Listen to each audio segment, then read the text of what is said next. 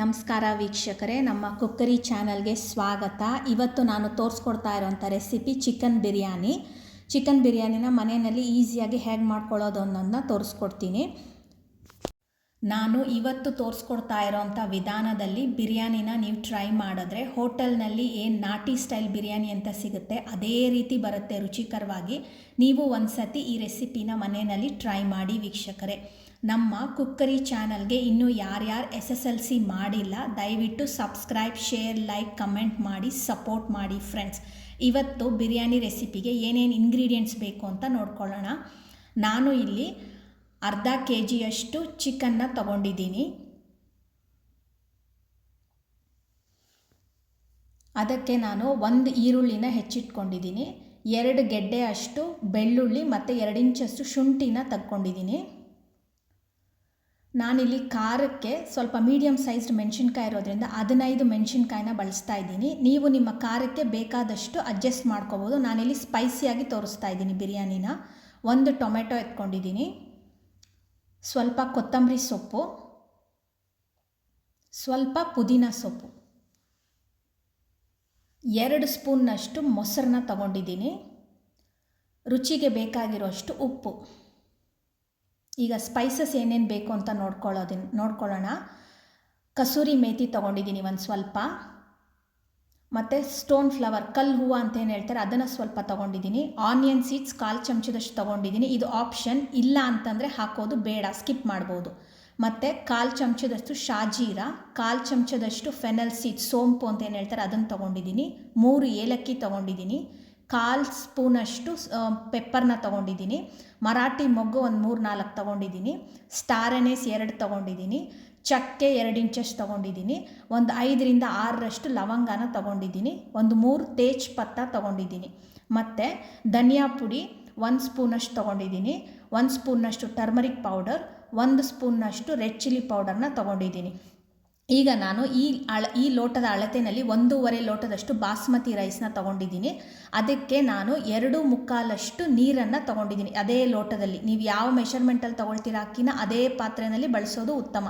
ಮತ್ತು ನಾನು ಏನು ನೀರನ್ನ ಬಳಸ್ತಾ ಇದ್ದೀನಿ ಅದೇ ನೀರನ್ನು ರುಬ್ಬೋದಕ್ಕೆ ಅದೇ ನೀರನ್ನ ಬಳಸ್ತಾ ಇದ್ದೀನಿ, ಎಕ್ಸ್ಟ್ರಾ ನೀರನ್ನ ಬಳಸಬಾರ್ದು. ಈಗ ಶುಂಠಿ ಮತ್ತು ಬೆಳ್ಳುಳ್ಳಿ ಏನು ತೊಗೊಂಡಿದ್ದೆ ಅದನ್ನು ಮಿಕ್ಸಿಗೆ ಹಾಕಿ ಪೇಸ್ಟ್ ಮಾಡ್ಕೊಳ್ಳೋಣ. ನಾನು ಏನು ಅಳತೆ ನೀರು ತೊಗೊಂಡಿದ್ನಲ್ಲ ಅದರಲ್ಲೇ ಹಾಕ್ಕೊಳ್ತೀನಿ ನೀರನ್ನ. ಮಿಕ್ಸಿಗೆ ಹಾಕಿ ಒಂದು ಸ್ಮೂತ್ ಪೇಸ್ಟಾಗಿ ಮಾಡ್ಕೊಳ್ಳೋಣ. ನೋಡಿ, ಈಗ ಈ ಥರ ಮಾಡ್ಕೊಂಡಿದ್ದೀನಿ. ಅದನ್ನೊಂದು ಬೌಲಿಗೆ ತೆಗೆದಿಟ್ಕೊತಾ ಇದ್ದೀನಿ. ಈಗ ಚಿಕನ್ನ ಮ್ಯಾರಿನೇಟ್ ಮಾಡೋಕ್ಕಿಡೋಣ. ಚಿಕನ್ಗೆ 2 ಸ್ಪೂನ್ನಷ್ಟು ಜಿಂಜರ್ ಗಾರ್ಲಿಕ್ ಪೇಸ್ಟ್ನ ಹಾಕ್ತಾಯಿದ್ದೀನಿ.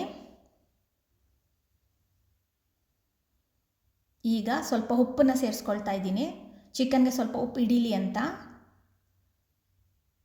ಈಗ ಸ್ಪೈಸ್ ಪೌಡರ್ಗಳೇನೇನು ಇಟ್ಕೊಂಡಿದ್ನಲ್ಲ ಅದರಲ್ಲಿ ಅರ್ಧ ಸ್ಪೂನ್ನಷ್ಟು ಅಚ್ಕಾರದ ಪುಡಿ, ಅರ್ಧ ಟರ್ಮರಿಕ್ ಪೌಡರು ಮತ್ತು ಅರ್ಧ ಸ್ಪೂನ್ನಷ್ಟು ಧನಿಯಾ ಪುಡಿನ ಹಾಕ್ತಾಯಿದ್ದೀನಿ.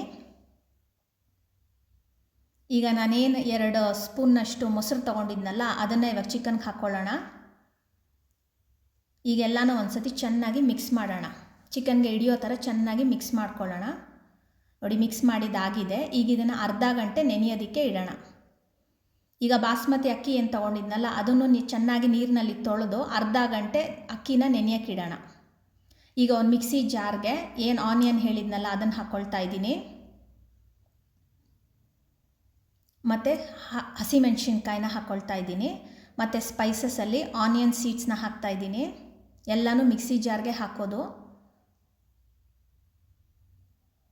ಮತ್ತು ಶಾಜೀರ,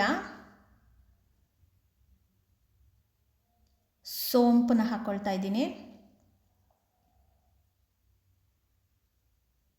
ಏಲಕ್ಕಿನ ಹಾಕ್ತಾಯಿದ್ದೀನಿ, ಮೆಣಸು, ಸ್ಟಾರ್ ಅನೇಸ್ ಹಾಕ್ತಾಯಿದ್ದೀನಿ, ಚಕ್ಕೆ, ಲವಂಗ, ಈಗ ಇದಕ್ಕೆ ಅಚ್ಕಾರದ ಪುಡಿ ಉಳಿದಿತ್ತಲ್ಲ ಅದಷ್ಟನ್ನು ಹಾಕ್ಕೊಳ್ತಾ ಇದ್ದೀನಿ, ಟರ್ಮರಿಕ್ ಪೌಡರು, ಧನಿಯಾ ಪುಡಿ,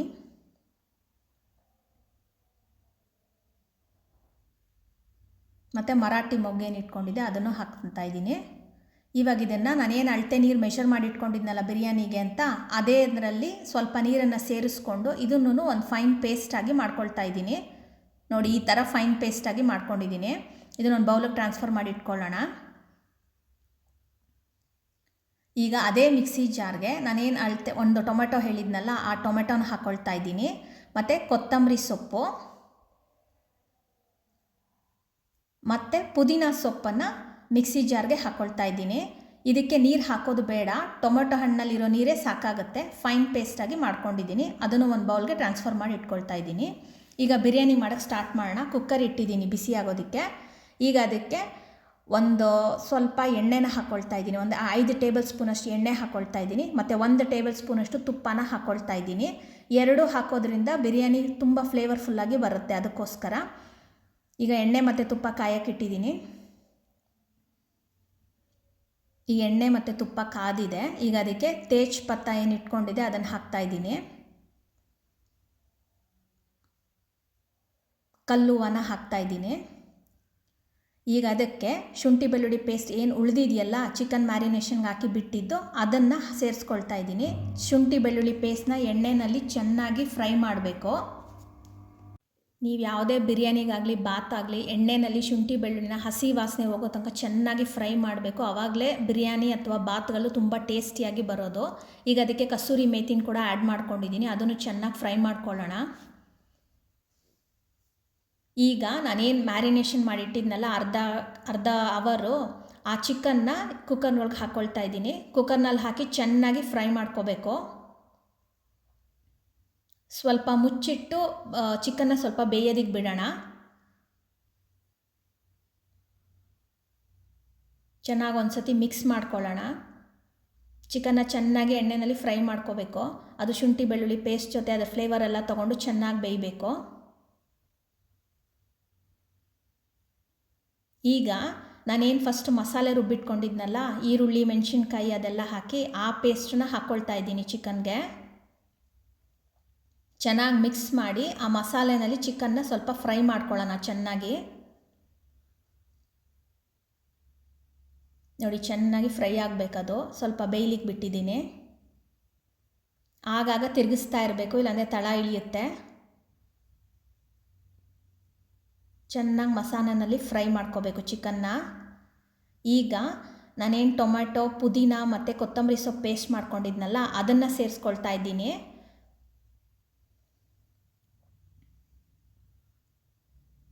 ಇದನ್ನು ಕೂಡ ಚಿಕನ್ಗೆ ಚೆನ್ನಾಗಿ ಮಿಕ್ಸ್ ಮಾಡಿ ಫ್ರೈ ಮಾಡ್ಕೊಳ್ಳೋಣ. ಇದರಲ್ಲೂ ಕೂಡ ಚಿಕನ್ನ ಸ್ವಲ್ಪ ಹೊತ್ತು ಬೇಯಿಸ್ಕೊಳ್ಳೋಣ. ಸೊ ಎಲ್ಲ ಫ್ಲೇವರ್ಸು ಚಿಕನ್ಗೆ ಇಟ್ಕೊಳ್ಳುತ್ತೆ. ನೋಡಿ, ಚೆನ್ನಾಗಿ ಕುದೀತಾ ಇದೆ. ಹಸಿ ವಾಸನೆ ಎಲ್ಲ ಹೋಗುತ್ತೆ.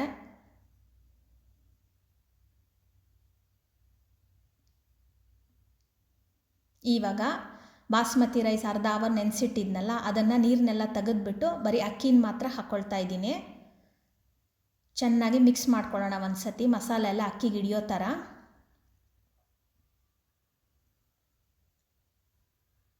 ಚೆನ್ನಾಗೆಲ್ಲ ಮಿಕ್ಸ್ ಮಾಡ್ಕೊಳ್ಳೋಣ. ಈಗ ನೋಡಿ, ಎಲ್ಲ ಮಿಕ್ಸ್ ಆಗಿದೆ. ಈಗ ನಾನೇನು ನೀರು ಇಟ್ಟಿದ್ನಲ್ಲ, ಉಳಿದಿರೋ ಅಂಥ ನೀರನ್ನ ಅದನ್ನು ಬಿಸಿ ಮಾಡಿ ಹಾಕ್ಕೊಳ್ತಾ ಇದ್ದೀನಿ. ತಣ್ಣೀರು ಹಾಕಬಾರ್ದು, ಬಿಸಿ ನೀರು ಹಾಕಬೇಕು. ಆವಾಗಲೇ ಫ್ಲೇವರ್ಸ್ ರಿಟೇನ್ ಆಗೋದು. ತಣ್ಣೀರು ಹಾಕಿದ್ರೆ ಫ್ಲೇವರ್ಸ್ ರಿಟೇನ್ ಆಗಲ್ಲ. ಈಗ ರುಚಿಗೆ ಬೇಕಾದಷ್ಟು ಉಪ್ಪನ್ನು ಹಾಕ್ಕೊಳ್ತಾ ಇದ್ದೀನಿ. ಮೊದಲೇ ಚಿಕನ್ಗೆ ಸ್ವಲ್ಪ ಹಾಕಿದ್ವಿ, ಸೊ ನೋಡಿಕೊಂಡು ಉಪ್ಪನ್ನು ನಿಮಗೆ ರುಚಿಗೆ ಬೇಕಾದಷ್ಟನ್ನ ಅಡ್ಜಸ್ಟ್ ಮಾಡ್ಕೊಳ್ಳಿ. ಈಗ ಕುದೀತಾ ಇದೆ ನೋಡಿ. ಕುಕ್ಕರ್ ಲಿಡ್ನ ಮುಚ್ಚಿ ನಾನೀಗ 2 ವಿಷಲ್ ಮಾಡ್ಕೋತೀನಿ. ಬಾಸ್ಮತಿ ರೈಸ್ ನೆನೆಸಿರೋದ್ರಿಂದ 2 ವಿಷಲ್ ಸಾಕಾಗುತ್ತೆ. ನೋಡಿ, 2 ವಿಷಲ್ ಮಾಡ್ಕೊಂಡಿದ್ದೀನಿ. 2 ವಿಷಲ್ ಮಾಡ್ಕೊಂಡಾದಮೇಲೆ ಸ್ವಿಚ್ ಆಫ್ ಮಾಡಿ ಕುಕ್ಕರ್ನ ಕೂಲ್ ಆಗೋಕ್ಕೆ ಇಡೋಣ. ಈಗ ಕುಕ್ಕರ್ ಕೂಲ್ ಆಗಿದೆ, ತೆಗಿತಾ ಇದ್ದೀನಿ. ನೋಡಿ, ಬಿರಿಯಾನಿ ತುಂಬ ಚೆನ್ನಾಗಾಗಿದೆ. ಮಸಾಲೆ ಎಲ್ಲ ಮೇಲಿರುತ್ತೆ, ಅದನ್ನು ಸ್ವಲ್ಪ ಚೆನ್ನಾಗಿ ಮಿಕ್ಸ್ ಮಾಡ್ಕೋಬೇಕು. ಮಿಕ್ಸ್ ಮಾಡ್ತಾ ಇದ್ದೀನಿ. ಚೆನ್ನಾಗಿ ಒಂದು ಸತಿ ಎಲ್ಲ ಕಡೆ ಕುಕ್ಕರಿಂದ ರೈಸ್ನ ಮಿಕ್ಸ್ ಮಾಡಿ ಪ್ಲೇಟ್ ಮಾಡಿದ್ದೀನಿ. ಬಿರಿಯಾನಿ ತುಂಬ ಚೆನ್ನಾಗಿ ಬಂದಿದೆ. ಒಂದು ಸತಿ ನಿಮ್ಮ ಮನೆಯಲ್ಲಿ ನಾನು ತೋರಿಸ್ಕೊಟ್ಟಿರೋಂಥ ವಿಧಾನದಲ್ಲಿ ಬಿರಿಯಾನಿ ರೆಸಿಪಿನ ಟ್ರೈ ಮಾಡಿ, ತುಂಬ ಟೇಸ್ಟಿಯಾಗಿ ಬರುತ್ತೆ. ನೋಡಿ, ತುಂಬ ಕಲರ್ಫುಲ್ಲಾಗಿ ಉದುದ್ರಾಗಿ ಬಂದಿದೆ. ನಾನು ಹೇಳಿರೋಂಥ ಟಿಪ್ಸ್ ಫಾಲೋ ಮಾಡಿದ್ರೆ ನಿಮಗೂ ಕೂಡ ತುಂಬ ಉದುದ್ರಾಗಿ ತುಂಬ ಚೆನ್ನಾಗಿ ಬರುತ್ತೆ ಬಿರಿಯಾನಿ. ಅಂದರೆ ನೀರು ಅಳತೆ ಏನಿದೆ ಅಷ್ಟನ್ನೇ ಮೇಂಟೈನ್ ಮಾಡಬೇಕು ನೀವು. ಜಾಸ್ತಿ ನೀರನ್ನ ಎಕ್ಸ್ಟ್ರಾ ಬಳಸಿದ್ರೆ ರುಬ್ಬೋಕ್ಕೆ ಅಂತ ಮುದ್ದೆ ಆಗಿಬಿಡುತ್ತೆ. ನಾನು ತೋರಿಸ್ಕೊಟ್ಟಿರೋ ಅಂಥ ವಿಧಾನದಲ್ಲಿ ಬಿರಿಯಾನಿನ ನಿಮ್ಮ ಮನೆಯಲ್ಲಿ ಒಂದು ಸತಿ ಟ್ರೈ ಮಾಡಿ ಹೇಗೆ ಬಂತು ಅನ್ನೋದನ್ನು ಕಮೆಂಟ್ ಸೆಕ್ಷನ್ನಲ್ಲಿ ತಿಳಿಸ್ಕೊಡಿ.